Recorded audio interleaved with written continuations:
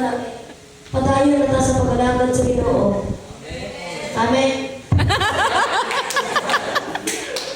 Amen, Pastor.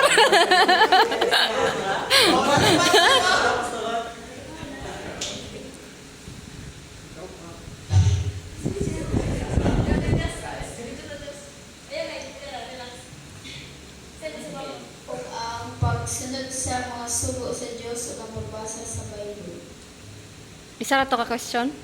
Ah, okay. Ah, wow. Number 4, si God. Basa ang question.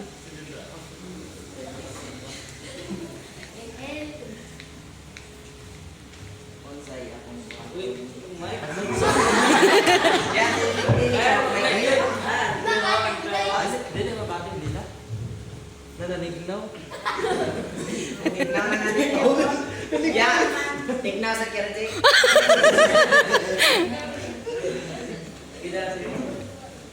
Unsay akong buhaton ng kalikay ang tanang butang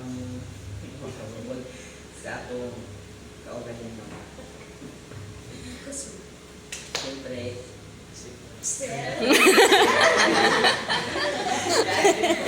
Hanas. copy-paste mo to.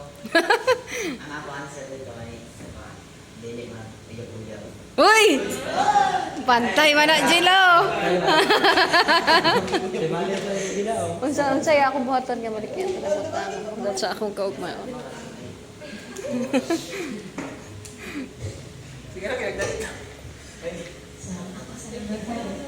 So, ang pangutana sa number 5 o ang sa man ka-importante ang pagtuman sa kabut-on sa Ginoo o paghatag og dakong bili sa tambag sa mga spiritual leaders.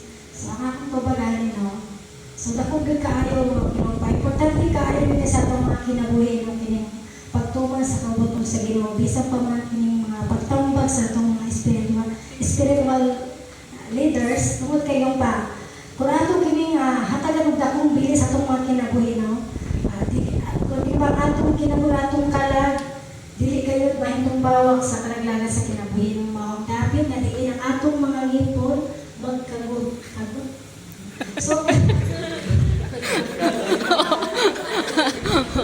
ang panahon, kinahanglan sa atong mga kinabuhi, kinahanglan yun na lumati kita sa mga tambag sa atong mga spiritual leaders. Isa pa magpagtuman nato sa kabuton sa Ginoo.